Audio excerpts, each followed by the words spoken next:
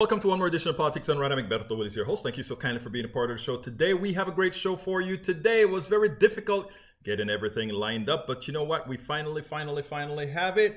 Folks, if you are on YouTube, please give us that thumbs up right away. Please give us that thumbs up right away. If you are on any one of our other channels, please remember to like us so that this algorithm would do the job that the algorithm is supposed to do. We need all the support that you can get from making sure that we get the throughput that we want to get. Anyhow, how is everybody doing today? I trust you are all doing well. We are doing well, of course, as well. Let's see who's checking in so far in the chat. Paul Fleming, you're the only one that's so far writing it out. Well, anyhow, we'll get all these other folks in here in a minute as soon as I go ahead and reshare all these other items here. We had some issues early this morning, but you know what? We are back. Deb Denny, hi there. Welcome to Politics Done Right.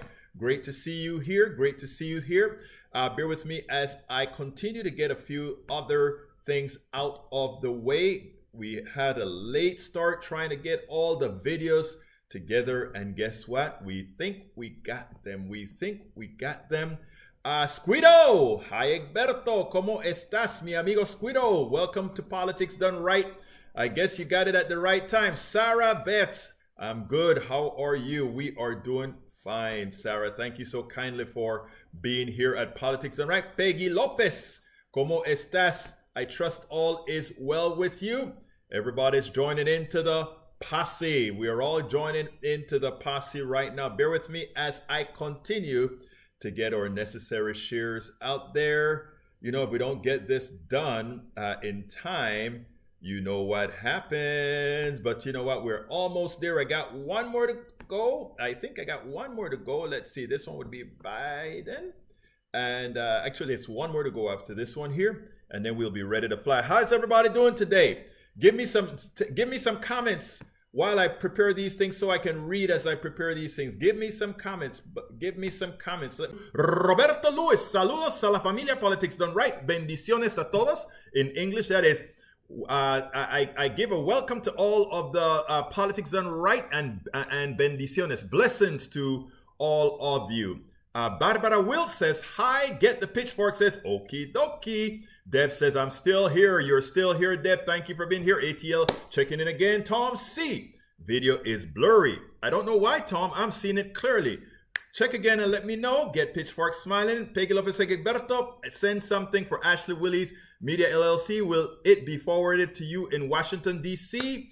Actually, yes. I tell you what, let me go ahead and give you an address, Peggy, and don't do it yet. Let me give you an address for here in DC because she is here. Howdy from E2247 TYVM. Get the Pitchforks. Tom C says a sign on a typical restaurant in Texas and Florida should be no shirt, no shoes, no service, no mask, no vaccine, no problem. That was a funny one. I love that. Nanette Bird Smith, welcome aboard. Okay, let's get started. Let me see how I want to bring this on. Like I said, workers in this country have been working hour after hour after hour after hour. We are some of the hardest working people in the world. We don't get much vacations. Most people don't have a vacation. We don't get family leave. Most people don't get family leave. Most people don't get sick leave. Most people don't get a lot of these things. But the executives, the people that sit on their butts in an air-conditioned office all of the times, they are always well compensated. They get stock options and they get all these things that you guys work for. I remember in the good old days, the people who did all the work while somebody else looked on, it was called a master-slave relationship because all the spoils went to a particular sect, a particular group. Well, that's what's been happening. But you know what? Finally, workers are starting to assert their worth. I've been writing article after articles. I have everyone says, Americans, assert your worth because we are the ones who make things happen. I mean, we need the executives to direct, but they cannot direct if there's not what to direct, if there's not an intellect to produce. But you know what? This pandemic may have opened the door to see much more. First, let me play this, and then we'll talk about it a little bit on the other side. Let me make sure that I have the right things going here. Check it out. There is a new militant spirit in the American workforce. Workers want more, and they're willing to strike to get it. This morning, 10,000 workers at John Deere hit the picket lines in Iowa, Illinois, and Kansas. They argued that even as the agricultural equipment company's profits grew by 61% in recent years, and their CEO's salary grew by 160% during the pandemic, their pay has actually been cut. We need to let them know that they can't continue to take our money and take our money and take our money. Across the country, labor is on the march. In California and Oregon, 24,000 nurses and other healthcare workers at Kaiser Permanente voted to authorize a strike over pay and better working conditions. Meanwhile, union workers at Kellogg's cereal plants have been on strike for more than a week, angry about long hours, including 7-day work weeks. Our number one priority is to get back to the negotiations table and reach a contract so our employees can get back to their jobs and their lives.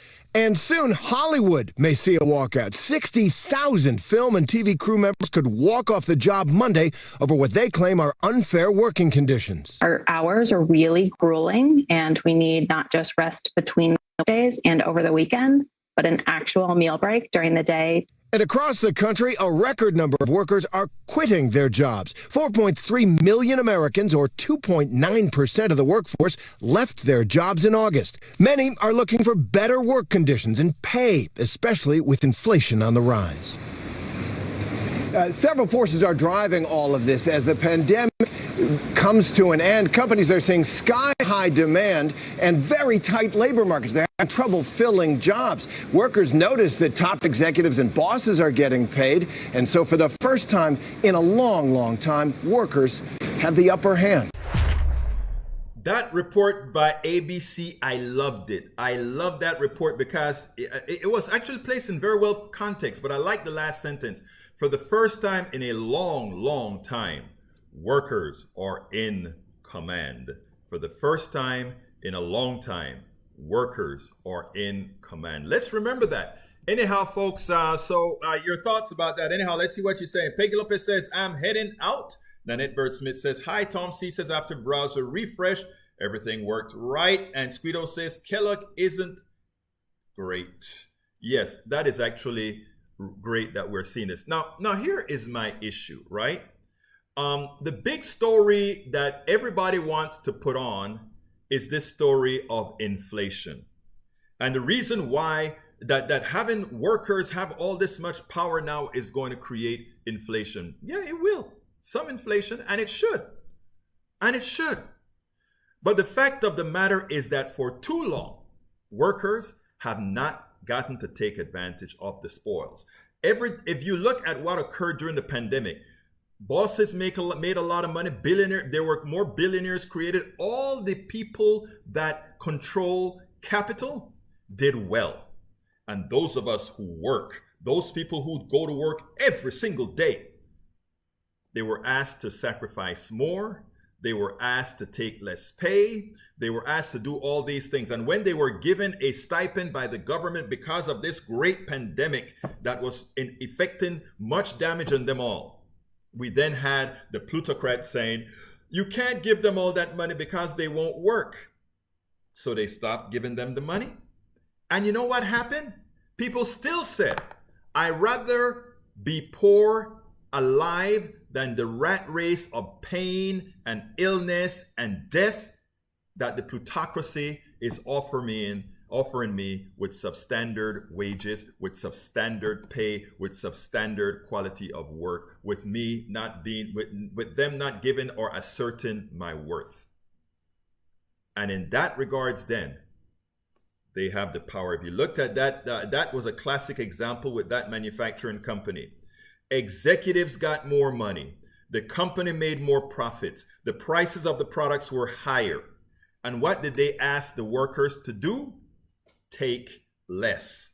If that is not a antiseptic slavery, my brothers and sisters, please tell me what is. If that isn't antiseptic slavery, please tell me what that is. Nanette Burrsmith says, forced overtime should never be okay. Just because they pay time and a half doesn't make it right. And the thing about it is time and a half is probably not even enough pay based on your productivity for that company. Tom C says, good news for workers now, but without union, employers will start cutting wages and benefits again once the pandemic is over and the economy recovers. And that is where I think even if we don't get the structure of the unions together, where we as an educated populace can make the difference. In other words, we can work as a collective. Whereas we needed unions to keep connectivity, there are a whole lot of other avenues to keep connectivity now, Clubhouse and many other ways that we can do so. We need to think about those particular issues because as it turns out, they just may matter. Now on another subject, we have, well, I tell you what, I'll play the video after the half. Right now, let me first tell you guys that I left a whole lot of space open today, mostly because I didn't have a lot of time to develop 3 full subjects. So I would love for you guys to start sending me messages so that we can actually talk over the message board. If you have comments that you want to put out there, let me have it. If you are on YouTube, please give us that thumbs up. If you are on Facebook as well, please give us that thumbs up. That will be very much appreciated. Let's see here. What's going on Facebook? Let me go ahead and check because it seemed like we had to requeue. And in requeuing, we may have lost the original. So what I am going to have to do is requeue that again. Enlighten Up Cafe says, we the people, these strikes say it will, we have the power as we demand reasonable pay, protection, wages, etc. I so agree with you that is the case. Okay, let me get to another screen here. Any other thing? I'm on SSD and just barely getting by. You know, it is sad because that is just how it is. You can't get by with just SSD. You just can't. And they won't tell you that. They will have you believe that somehow, you know, you are on the dole. You're taking something. When the reality is we all pay in this sort of an insurance program, if you will, so that all of us, in the worst case, don't end up, well, you know how. Anyhow, folks, what other messages would you like to come out before I go with the second and last video? Let's see, what else have we got here that I've missed? Any good news from workers? Now, okay, well, let me go ahead and start talking about inflation because that is one of the things that I really wanted to talk about. The panic button that's going to be hit right now. I don't know, you guys remember I showed you a video last week called, it was about insulin, but it was also about something called pricing power. In other words, those who have pricing power can charge whatever the market will bear. That means we will keep raising prices until that point that people can no longer afford the price. And that is, you know, when you go to economic school, there's this graph that they build, right? How to price your product. You price your product as high as you can to get the most profit out of it. And sometimes you sell less, but there's more profit, and that's the way it works. Now, that is not bad if you're selling things like computers and chairs and all those things that are not necessary. But if you're selling food and milk and gasoline to get to work, that economic system zaps you, right? It takes away your worth. Now, but there's another thing that you have to understand, and that is only those with pricing power have the wherewithal to play with you that way, because that's what they're doing. Let's take a cup of coffee. Starbucks sells a cup of coffee. How much do they sell that cup of coffee for? Don't think that few pennies that it went up every so often, they didn't do a whole lot of calculations behind it. What they do is they run graphs. They go ahead and say, if I increase the price by 10%, How many sales will I lose from that person say, oh, it's 10% more, so I won't bother? Starbucks would say, all right, if I increase the price by 10%, I may lose 1% of sales, but my product costs will go down from the 1% of sales, but the additional income that I make on a per coffee basis would be more to offset the loss of extra cups of sales plus the gain in me not having to buy as much coffee. That's fine. If you're buying a computer, that's not necessary. If you're buying things that are just for leisure, that's not a problem. But if you're buying gasoline, if you're buying heat, if you're buying groceries, all those things matter. That is why those are the things that should be regulated. But how can the corporations now further control our politics? Here's what they do. You've heard of all these price increases in the grocery stores. You've heard of the dollar store now being a $1.25 store. And when the dollar store went from $1 to $1.25, the stock zoomed up, right? More so than them just keeping steady state. And the problem was pricing power. All these companies have that. And they don't have to, there don't have to be a whole lot more demand for them to increase price. When you have children that need milk, if the price of milk goes up, you just buy more milk and you just eat the price. And you do it less. But they continue to make more. Take a look at the income statements and the profit statements of these companies that are raising prices. They like to tell you that the market dictates the prices. I'm going to agree. The market dictates the prices. But the market should only be one factor that dictates prices. Why? Because we're human and we shouldn't allow ourselves to be governed by some mythical thing, which the market is. Remember that curve that I tell you? That's the market. In other words, if I go to Starbucks and coffee is $1.50, I buy it. If it's $2, I buy it. If it goes to $2.99, I may still buy it. If it goes to $3.25, I say, no more. But suppose this was medicine that I needed for blood pressure. Suppose this was medicine that I needed for all these other things. The same pricing power that they use for coffee is what they also use for medicine. And then what happens? What happens then is you start to pay the price. Your wealth start to go because they have pricing power and you must have your blood pressure medicine.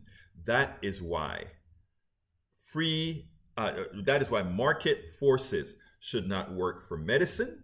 Market forces should not work for energy. Market forces should be very much controlled when it comes to certain food items. Market forces should be pegged, should be stopped.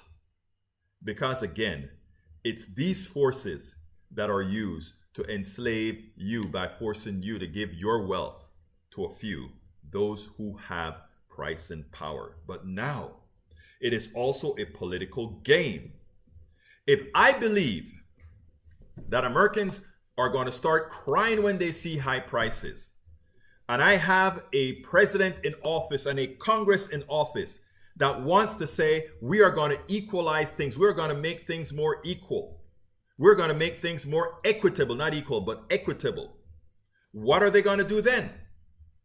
They're going to, without the need to raise prices, they will raise prices. And then their peons in Congress would say, you see what the Biden's policy is doing? It is causing the prices of items to go up. But prices should only go up if you have a shortage and not enough to give people. And people talk about, oh, the supply chain. The supply chain is a real thing. Don't get me wrong. But the supply chain is not a real thing for apples. The supply chain is not a real thing for a lot of our beef. The supply chain is not a real thing for our eggs. The supply chain is not a real thing for our milk.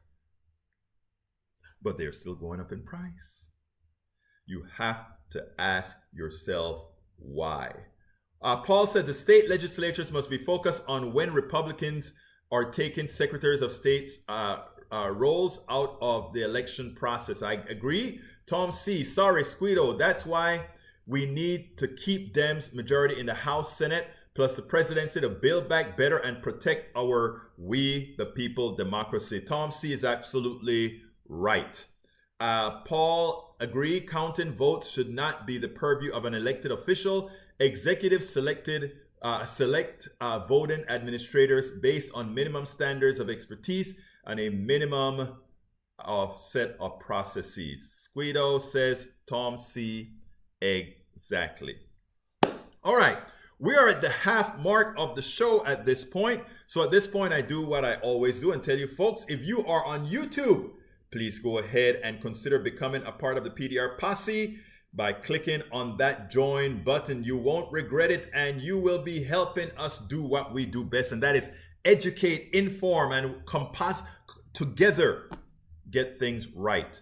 You know, when you hear about these prices going up and they start to say, look at what Biden's policies are doing, it is incumbent on you to understand how inflation works, how pricing power work, that you can explain in simple English to your friends and say, this is not Biden. This is a corporatocracy trying to force Biden and progressive Democrats not to pass policies that will cause them to have to pay a fair share of the taxes that they owe.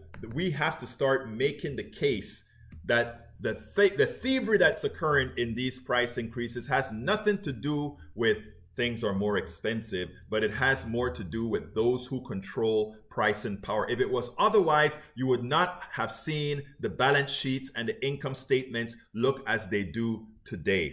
Even during the pandemic, the income statements of these companies that are now charging you higher prices were doing just fine. So why are they raising prices? Because they can. And when you blame the government instead of blaming those who control the capital markets, that is exactly where they want you.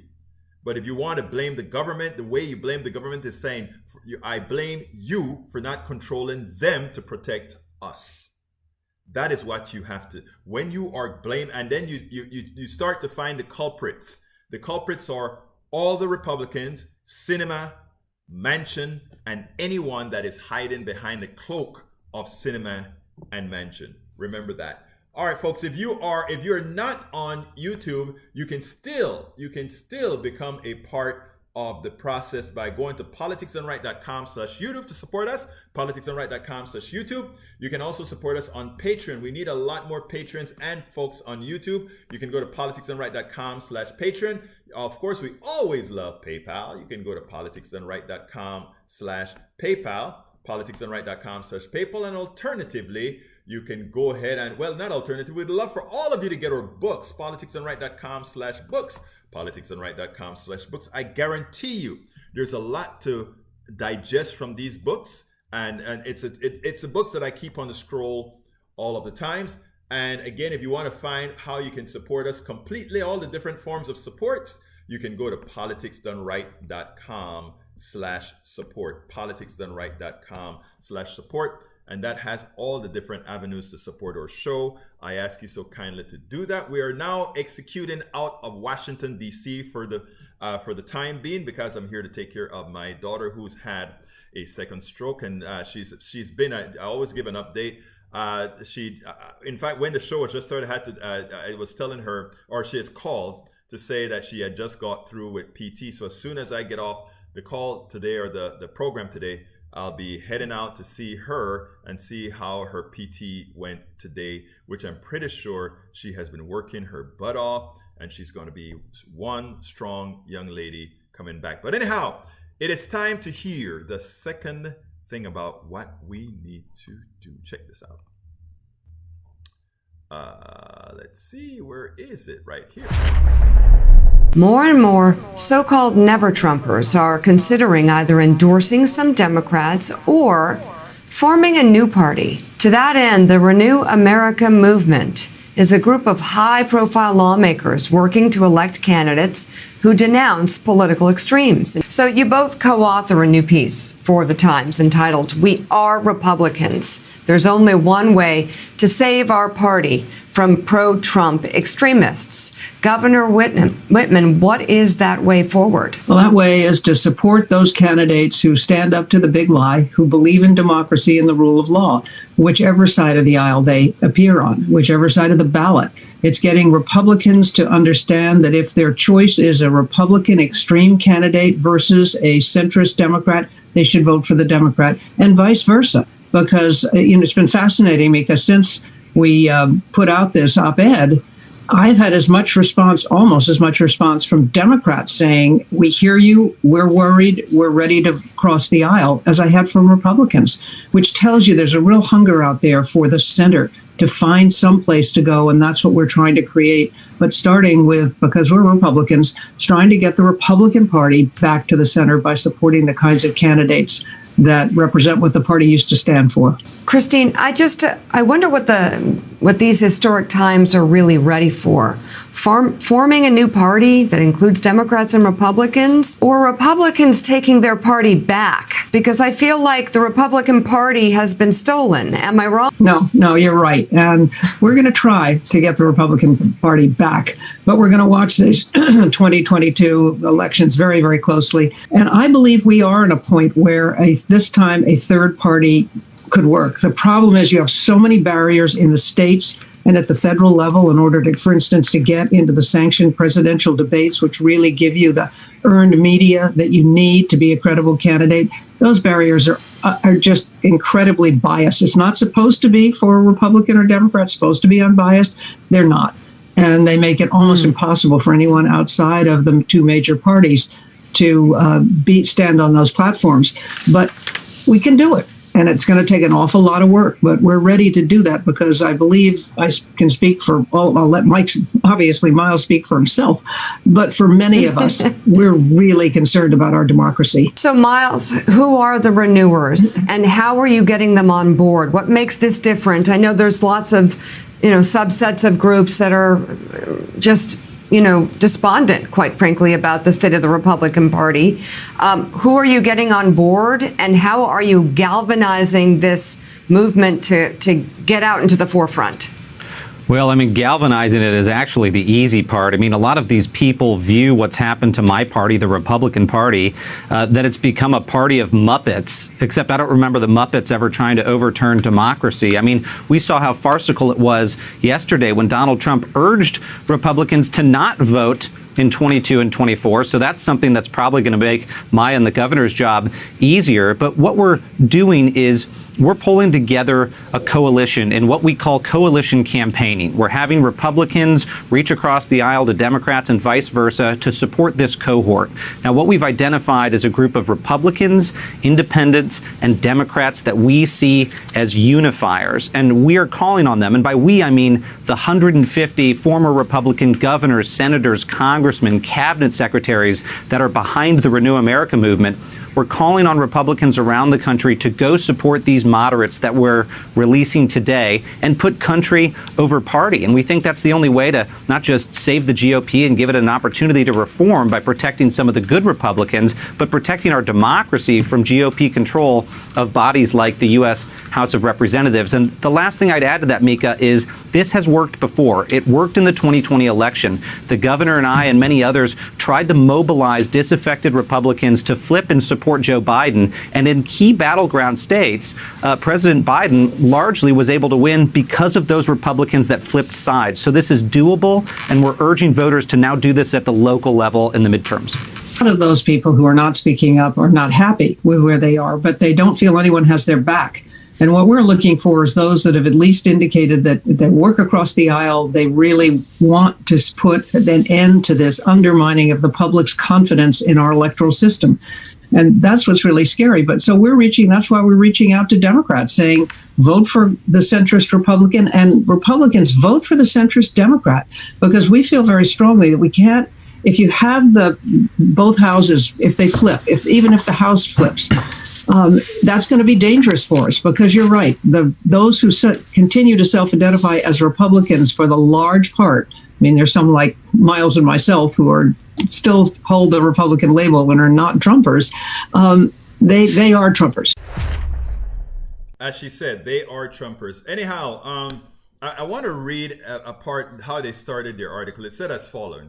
After Donald Trump's defeat, there was a measure of hope among Republicans who opposed him that control of the party would be up for grabs and that conservative pragmatists could take it back. But it's become obvious that political extremists maintain a vice-like grip on the national and state parties and the process for fielding and championing House and Senate candidates in next year's elections. Now, I want to point something because these are bona fide Republicans, and they just can't feel it fit to just say the party that has gone bat, you know what, crazy is the Republican Party. They don't want to quite say it, so they try to equate the extremes of both parties as if AOC and Ilhan Omar, as if those are extremes. They're not. They're progressive. But anyhow, we'll give them that because, again, your enemy is your enemy. The enemy of my enemy is my friend. So rational Republicans, continuing, rational Republicans are losing the party civil war, and the only near-term way to battle pro-Trump extremists is for all of us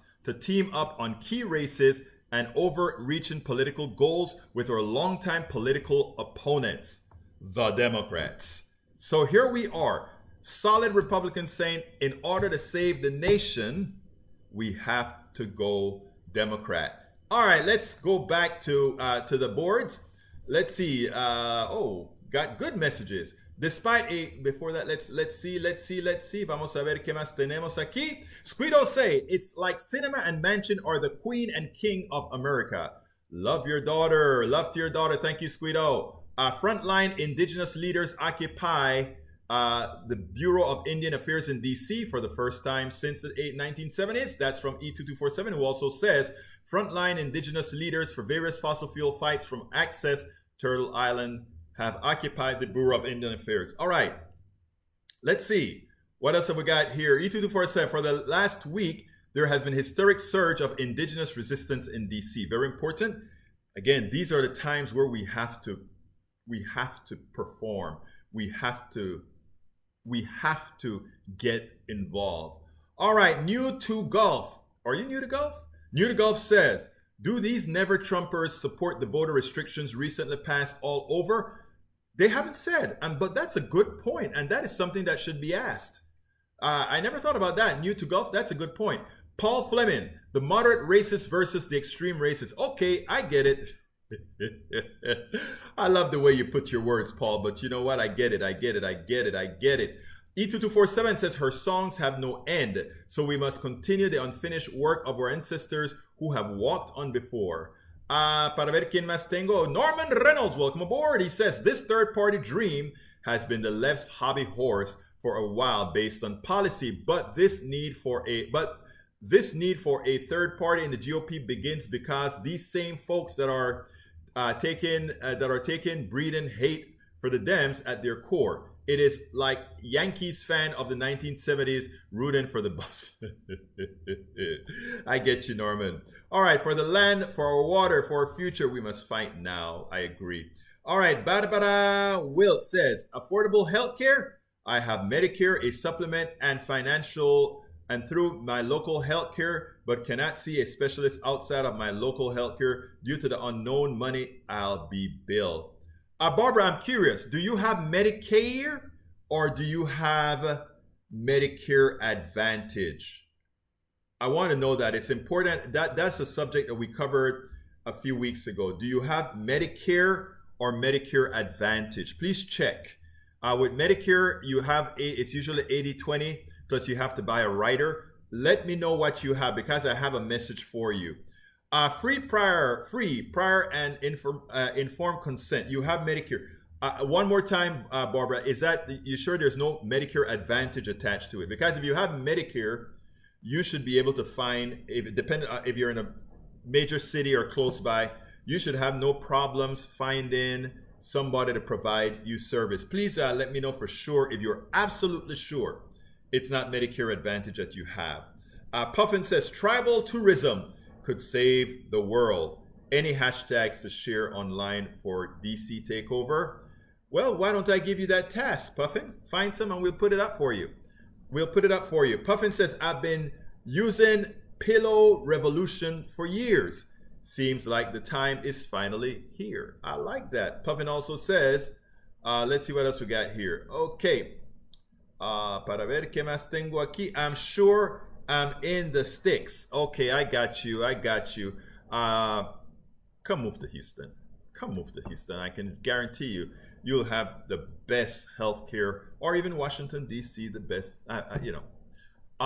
Look, you're lucky, though, it's not Medicare Advantage, because Medicare Advantage would have left you completely out of scope. Anyway, I wanted to continue this article before I finish, and it says, this year, we joined more than 150 conservatives, including former governors, senators, congressmen, cabinet secretaries, and party leaders in calling for the Republican Party to divorce itself from Trumpism or else lose our support. Perhaps with us forming a new political party. Rather than return to founding ideals, Republican leaders in the House and in many states have now turned belief in conspiracy theories and lies about stolen elections into litmus tests for membership and running for office. So true. We need universal health care.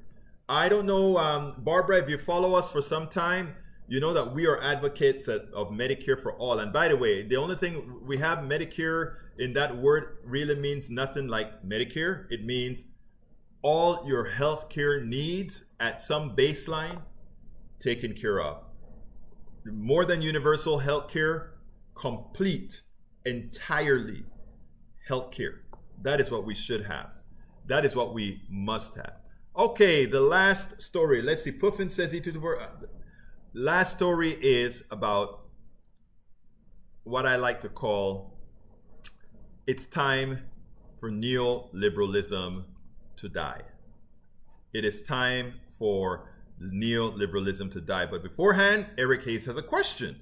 What about fighting for heroes, nurses, and doctors that are now considered zeros because of being fired? Why would I fight for a nurse and doctor who wants to put the lives of others in jeopardy because of their nonsensical desire to go to work without having a vaccine, which means they are nothing but a bullet or a gun with a faulty trigger if they are to provide service to people? Why would I support them? Any nurse or doctor or politician who does not support getting people vaccinated have no right to be a politician, have no right to be a doctor, have no right to be a nurse. If they want to have those professions, form their own little compound and work within that compound, where you can no longer be a clear and present danger to the rest of us. Okay? Anybody walking around in healthcare without a vaccine is a gun-touting person, potentially killing others. There's no two ways about it. So no, I will never, ever fight for any of those people that are released, whether it's a pilot, an airline pilot, a bus driver, or anybody who wants to serve the public but refuses to take a vaccine out of some ridiculous ideological mumbo jumbo. And like I state again, any politician who supports not having a vaccine should remain out of power. Norman Reynolds says, a question on price and power. A local house cleaner prices their work based on the supply demand, but that same person cannot cover the cost of healthcare for themselves at that price. How do we support these silent personalized services? The increase in price per hour for labor is local and not just corporate. Exactly. Now, the idea is this. We should have basic income and basic income and universal health care. That solves all our problems. Why basic income? Norman gave the classic example as to why basic income is necessary. If your pricing power in a market prevents you from making a living wage, that should be subsidized by society, because the society is the one that governs our economic system that has that flaw. So having a basic income mitigates that problem. And when you talk about being able to afford health care, having health care a human right mitigates not being able to afford health insurance, because we want to get rid of health insurance altogether and actually have true health care. All right, let's see what Esquido says. That would be pro-death. Yes, why no? We Congress people out there some need White House now. I didn't quite understand that. Anyhow, Eric says, what is your definition of basic income and what is your number? I don't have a number, but I am sure there are a lot of people a lot more qualified than I am, economists that are much better at economics than I am, that know what that number is and know how to grade that number based on the work that you have, and know how to price it so that we'll only have a few stragglers instead of everyone saying, I'll just stay home and not work. I don't know about you, but there was a time in my life when I didn't have to work, but I still worked. Most people that I know don't want to live on the dole. It's a pride thing. And most human beings have that thing known as pride. They want to work. And they want to do the things that they want to do. And if we had an economic model that allowed that, then we'll have a more robust economy, because people would spend, people would do the work that they want, people would go to work. But right now we don't have that. Puffin says $4,000 per month per person. I don't know what that number is, but I think it should be gradated based on how much you work, etc., etc., etc. But you should always make enough money. Let's see. We will end war if it's voluntary. Can we keep money just for, and that's so true, right? Most Americans are not the ones who decide if we go to war, and these masters are there telling us we go to war when we say to go to war to save our freedom. It's never to save our freedom. Remember, we go to war to keep the plutocracy in power, to keep the plutocracy over the oil fields in Iraq, to keep the plutocracy over the mining fields in Afghanistan and these areas where you have rare earths. Understand it, it's never about you. Nobody wants to just come over and blow up America for the sake of blowing up America. America wants to keep control of other lands so that they can have what again? Price and power. They can get the cheap oil and sell it expensive here. They can get the technology, they can get the intellect from all over the world and then sell it at a premium. That's what it's all about. We all have choices in life right now about controlling the waste of government somehow. Yeah, true. If we could get Republicans to stop and centrist Democrats to stop supporting stupidity like wars and insurance companies and all of that, just eliminating a lot of the defense budget, eliminating health insurance companies, all of that alone will take hundreds of billions of dollars every year off of our ledger. But here's the funniest thing about it. It will also allow us to give basic income. It will also allow us to give health care to everybody. And it'll make the economy better because you'll have more demand. And if you have more demand, you'll have companies that come to fill that demand. It's that simple. How much does it cost and why are we willing military aircraft over football games? Thank you. Why no Congress people out there at White House? We need Congress people at White House now standing for treaty. I agree. Paul Fleming says that can't happen if we eliminate lobbying. Exactly. That can happen if we eliminate lobbying. Puffin says UBI should be $4,000 per month. End war, end military repurposing, military convert. I don't know what the number is, but $400 per person sounds excessive to me. That is $48,000 a year per person. That means a family of three would be making about $150,000 just for the sake of doing nothing. I don't think so.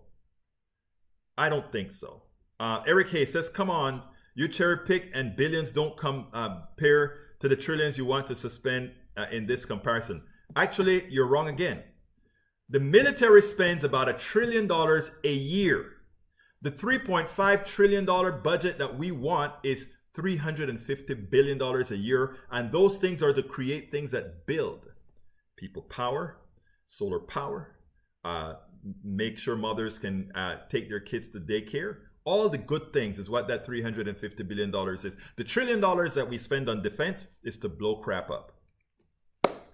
My brother Al Rose is in the house. In being productive, we should get paid for what we know when we contribute to that knowledge. And you know what, Rose? That is a very insightful thought and very important thought. And I think it's deeper than your statement would allude to. We have become, as a society, very productive. And our productivity means that to create the same amount of manufactured goods take a lot less people. And who created that productivity gain? Our universities, our tax dollar investments, all of those things created that increased productivity. But when corporations get into materializing that productivity, what do? They lay off workers and they keep a lot few workers working. Here's my thing. Maybe it's more efficient to lay off workers and have a set of workers that are doing this work. That may be fine. But that should justify you supporting UBI, Universal Basic Income. But I have a better plan. Why not say as productivity increases, the work week decreases? So whereas 40 hours a week is a standard, as productivity increases, a productivity that all of us contributed to, let's drop the work week. It's that simple. Solar power runs a crane to bill. Actually, solar power can run, well, again, I'm an engineer, Eric Hayes. I think you're an accountant. I think Norman is an engineer. Brother Bruce is a physicist, a chemist. And we have a lot of engineers in here. Instead of you taking up what you hear from the right-wing talking heads, why don't you ask informed opinions, informed statements from those of us who actually know the engineering and the science behind the concept? You should do that. You know, Paul Fleming says, we didn't hear you complain when the Bushes and the Trumps spent over 12 trillion. That's very true. And Norman says, replying to Norman, a minimum basic income of about $2,600 per month, as Egberto said, along with the health care for all, I think would support these people in local personalized services like lawn care, housekeeping, elder care, and we have them build wealth based on doing the work. Exactamente, hermano Norman Reynolds. Wow, time has really gone away from us. Eric, hey, solar power running cranes, etc. Why don't you spout a source? I don't need to spout a source. I can tell you the voltaic, how I can give you the square inch number per watt that you get from solar energy. I can tell you how much a lithium battery can hold and store, and I can tell you the horsepower required of an engine, and then I can tell you how that engine can actually do the work. Just like the F-150 that's working off of just electricity can pull a locomotive. A lot of people didn't realize that. Again, Eric Hayes, it's about science. And in this case, I don't have to issue a source. I know the engineering, I know the physics, and I know the mathematical formulas to convert solar energy into electrical energy, stored into a battery, and then emanated to a motor. Thank you. All right, we got to get out of here. Folks, my name is, before that, I need to do the ask one more time. Folks, if you are just joining us, I want to ask you to please support the program. How do you support the program? If you want to support the program, just go right ahead and click on become a patron. How do you become a patron? First of all, you can click on that join button. Click on the join button if you're on YouTube. You can also go to politicsdoneright.com/patron, politicsdoneright.com/patron. We need 1,000 users there. Alternatively, you can go to politicsdoneright.com/YouTube, politicsdoneright.com/YouTube, or you can always support us on PayPal, politicsdoneright.com/PayPal, politicsdoneright.com/PayPal. But the all-encompassing way of support is politicsdoneright.com support. Look, folks, I got to get out of here. My name is Egberto Willies. This is Politics Done Right. And you guys know how I end this baby. I am what? Out! We spend a lot of time deconstructing the news, trying to parse it into a form that everybody can understand. We try to find those little nitpicks where it flies above the fray, etc. If you really like these videos that we do, I want to ask a big favor. Please go ahead, number one, subscribe to our channel, and number two, please join if you can. Thank you so kindly for watching. Keep watching. Please remember to share. We must populate the entire internet with our progressive message, a message that we know is what most Americans say that they want. So help us, please join.